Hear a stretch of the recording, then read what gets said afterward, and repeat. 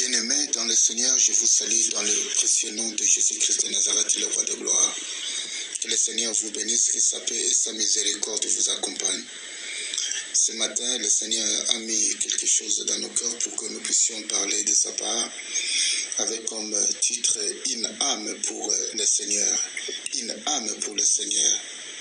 Nous allons prendre une portion des Écritures, c'est dans Jean chapitre 20, au 21e verset. Je lis dans le nom de Jésus. Jésus leur dit de nouveau, « La paix soit avec vous. Comme le Père m'a envoyé, moi aussi je vous envoie. » Bien-aimés dans le Seigneur, après la résurrection de notre Seigneur Jésus et avant son ascension, Jésus confie une mission aux disciples. Et cette mission qu'il a confiée aux disciples, c'est aussi la nôtre, d'aller et de pouvoir témoigner. Témoigner sa mort, témoigner sa résurrection, en commençant par le changement de vie et des directions longtemps empruntées par les âmes, afin de prendre une nouvelle direction de paix, de sécurité, de grâce, de pardon, de protection, de sanctification qui se résume par un seul mot, le salut des âmes. Christ, avant de partir, Christ a donné cet ordre.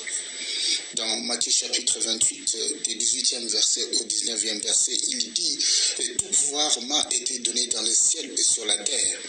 Allez et faites de toutes les nations des disciples, les baptisant au nom du Père, du Fils et du Saint-Esprit. » Et Marc, l'évangile de Marc aussi, ajouté dans Marc chapitre 16, du 15e verset jusqu'au 16e verset, il a dit « Allez partout et prêchez la bonne nouvelle à toute la création. » Voilà ce qui est important. Celui qui croira et qui sera baptisé sera sauvé. Mais celui qui ne croira pas sera condamné. Il y a la croyance, c'est-à-dire croire à ce que la parole de Dieu dit, et après avoir écouté la parole, la personne accepte Jésus comme Seigneur et Sauveur, et cette personne ipso facto doit être baptisée. Je dis bien, cette personne doit être baptisée, parce que croire et le baptême, ce sont des choses qui vont de pair.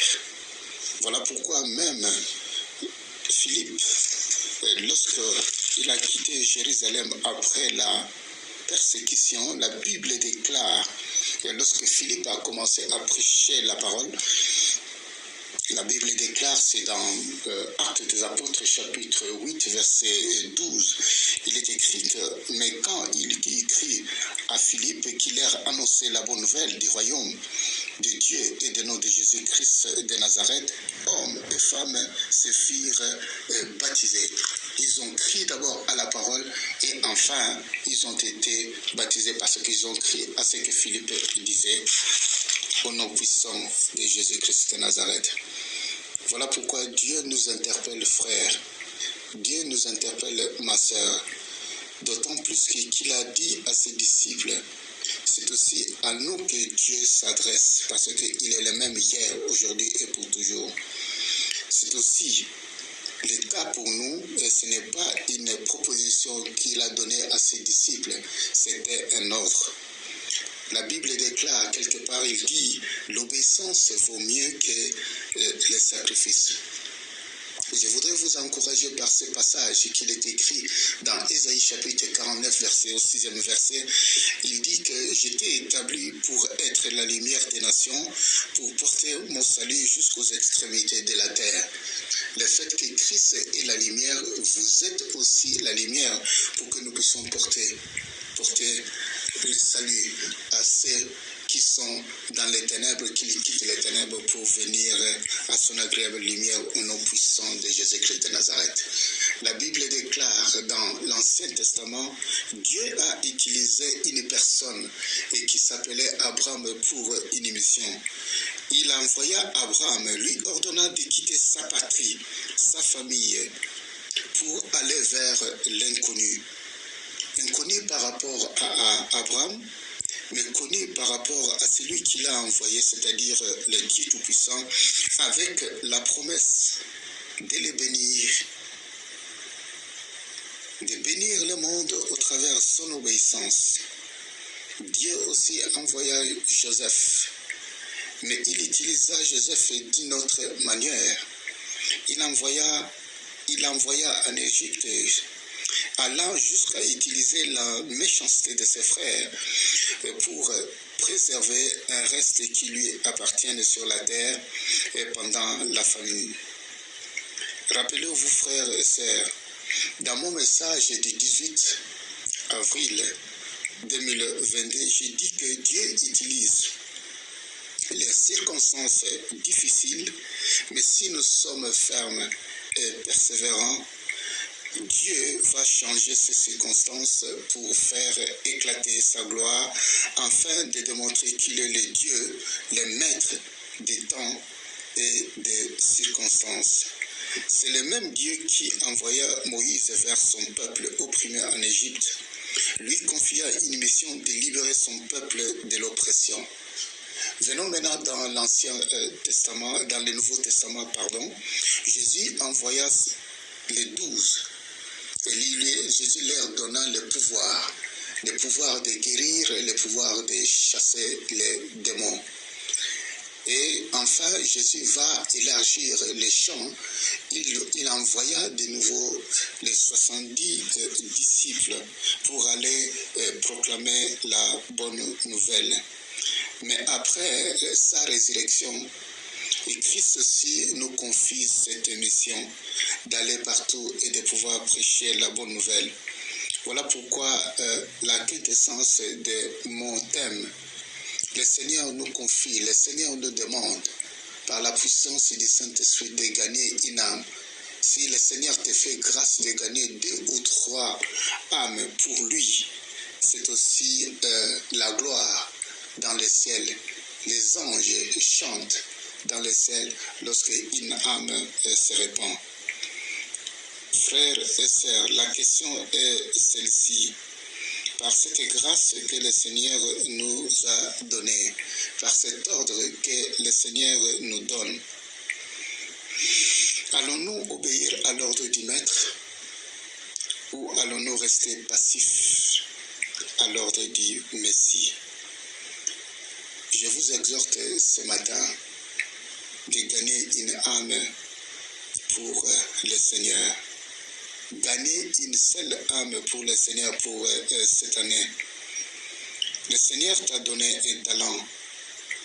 Fais-le valoir en le fructifiant pour que lors de son retour, que je puisse lui faire rapport de ce que nous avons fait, de ce talent que le Seigneur nous a donné. Aujourd'hui, Christ nous envoie comme le Père l'a envoyé. C'est pourquoi notre mission, comme la sienne, est une mission de service. La dernière question, quand allons-nous faire, quand allons-nous annoncer dans cette mission que le Seigneur nous a confiée? La première chose, le premier point, c'est annoncer la Seigneurie de notre Seigneur Jésus et l'amour de Christ pour les hommes. La Bible déclare, car Dieu a tant aimé le monde et il a donné son Fils unique, afin que quiconque croit ne périsse point, mais qu'il ait la vie éternelle. Deuxièmement, c'est annoncer aux gens de se sauver de cette génération perverse et corrompue. Actes, chapitre 2, que nous n'allons pas lire, du 38e jusqu'au 40e verset. Et 3, annoncer la glorification du Christ, sa glorification à la droite du Père, autrement dit, sa position d'honneur suprême. Dieu l'a fait asseoir à sa droite dans les lieux célestes et il a donné le nom qui est au-dessus de tout nom. Voilà pourquoi c'est ce que nous devons faire, donner et parler de sa glorification, car Dieu est tout-puissant.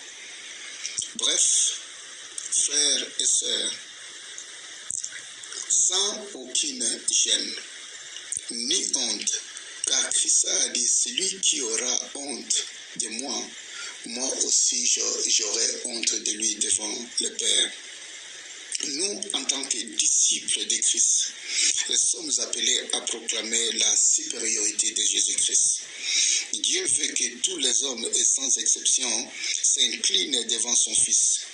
Dieu veut que tous les hommes soient sauvés et parviennent à la connaissance de la vérité. Christ a dit, si nous proclamons l'Évangile, nous allons porter des fruits. C'est ainsi que notre Père sera glorifié et nous serons véritablement ses disciples. Nous allons prier. Père Céleste, je bénis et je glorifie ton Saint-Nom. Merci pour la grâce que tu nous accordes. Donne-nous la capacité par la puissance du Saint-Esprit. Équipe-nous, l'Éternel des Amens, sans gêne ni honte, de pouvoir parler de la mort et de la résurrection de Jésus-Christ de Nazareth. Donne-nous par la puissance du Saint-Esprit de pouvoir parler aux hommes de se sauver de cette génération perverse et corrompue, car le temps est difficile. Nous voulons, l'Éternel des Amens, Seigneur, être et accepter d'aller, et nous disons, mais voici Seigneur, je prends et je m'élève pour aller proclamer la bonne nouvelle à ceux qui sont dans les ténèbres, qu'ils quittent les ténèbres pour venir à ton agréable lumière, au nom puissant de Jésus-Christ de Nazareth.